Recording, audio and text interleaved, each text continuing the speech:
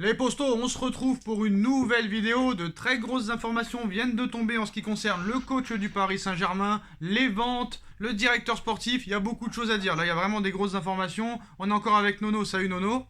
Salut Sacha. Alors Nono, comme on l'a dit tout à l'heure, Luis Campos a signé son contrat de 3 ans de conseiller sportif au Paris Saint-Germain ce vendredi soir. Officialisation la semaine prochaine. Antero Henrique, ancien directeur sportif du Paris Saint-Germain, épaulera Luis Campos au PSG cet été pour les ventes. Confirmation par RMC Sport, l'équipe, que Luis Campos a signé son contrat de 3 ans au PSG ce vendredi en tant que conseiller sportif et non directeur sportif, mais pour moi c'est la même chose. Alors maintenant Nono, en ce qui concerne le coach, maintenant ça s'accélère.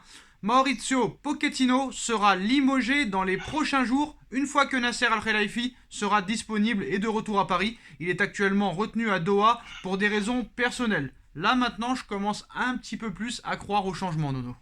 Eh ben oui, Mauricio, adieu. Mauricio, on ne pouvait pas te garder après 2 saisons catastrophiques.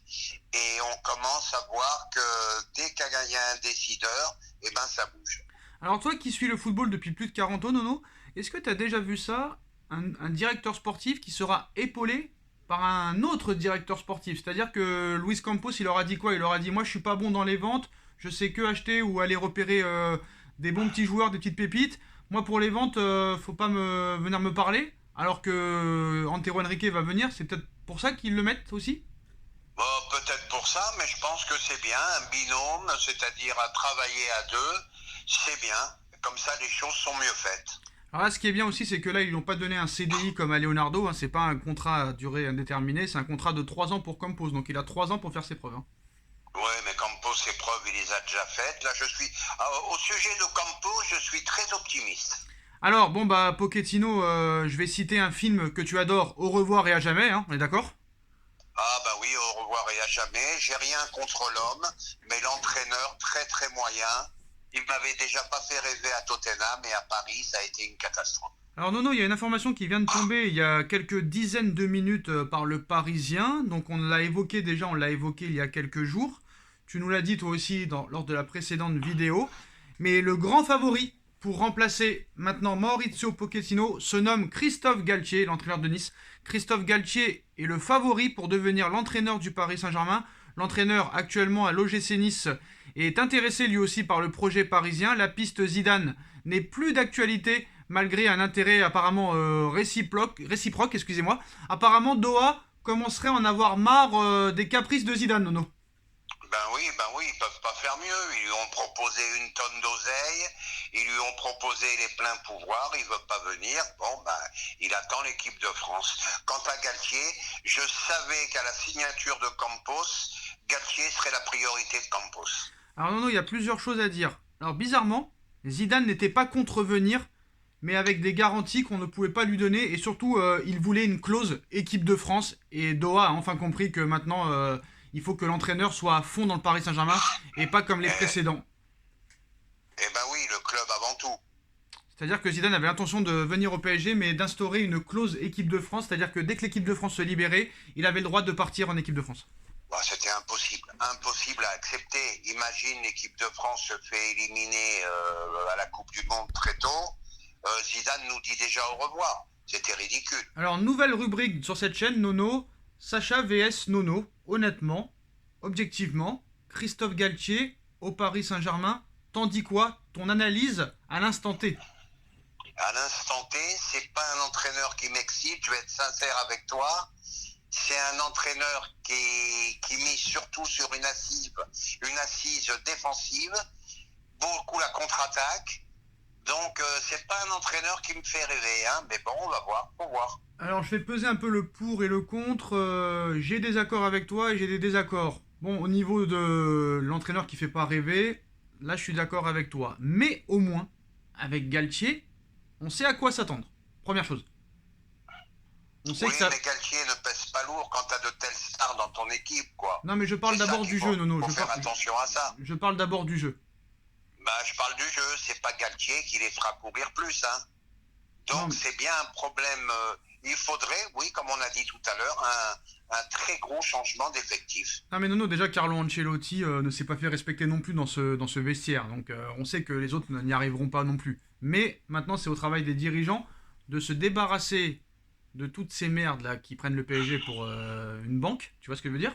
Donc arrêter d'instaurer cette stratégie de pigeon. Là, je pense que maintenant, il y a un ménage qui va être fait au moins à partir de l'année prochaine, surtout parce que là, il y aura beaucoup de fins de contrat. Bon, pousser vers la sortie en août aussi, Levin Kurzawa a plusieurs fois lâché en privé que Leonardo l'a fait prolonger. Enfin, c'est Kurzawa qui avait dit que Leonardo partirait avant lui. Donc il a eu raison sur ça. Hein. Ben, il s'est pas trompé. Maintenant, 14 départs, ça me paraît quand même assez utopique. 10 joueurs ont été ciblés comme étant des candidats à un départ du PSG cet été. Sergio Ramos et Keylor Navas seront retenus s'ils le souhaitent. C'est-à-dire que voilà, si Ramos et Navas veulent rester, ils resteront. Bon, ça peut être une bonne nouvelle pour Navas, pour Ramos, je ne sais pas. Mais pour défendre Christophe Galtier, Nono, ce que j'essaye de te faire comprendre, c'est que lui, au moins, sa philosophie de jeu, on la connaît. Après, je vais t'expliquer quelque chose. C'est comme avec Henry et Zidane, quand on en a parlé hier. Galtier n'a jamais eu des effectifs pareils partout où il a été. Ah bah là, il saute de 2 crans. Hein. Là, il passe à l'étage supérieur. Maintenant, faute de choix, faute de grands noms, eh ben, allons-y avec Galtier. Non mais Nono, ce que je veux t'expliquer, c'est que ce soit à l'AS Saint-Etienne, ou à Lille, ou à Nice, il n'a jamais eu l'effectif qu'il aura à Paris si jamais il vient. Ah bah ça, c'est sûr. Donc peut-être que la philosophie de jeu peut changer. C'est possible aussi. Rappelle-toi, Leonardo Jardim, c'était une catastrophe en 2015, et après c'était football champagne en 2017. Hein. Ah bah c'est sûr que par rapport à l'effectif, t'as pas du tout le même système de jeu que tu as avec d'autres effectifs. Hein. Des fois, Tu Nono, peux pas jouer comme tu jouais à Saint-Etienne, comme ça à Paris, c'est pas possible. alors je suis désolé, moi à Lille, lorsqu'il est champion de France, c'était pas mal. Moins qu'à Nice, je trouve moins qu'à Nice, mais la saison à Lille où il est champion de France, pour moi c'était du beau jeu. À l'AS Saint-Etienne, j'aimais pas, à Nice, j'aime moins, mais en tout cas, le gars, il a battu, en 3 matchs, il a pris 0 but contre Paris cette saison. Il n'a pas perdu une seule fois.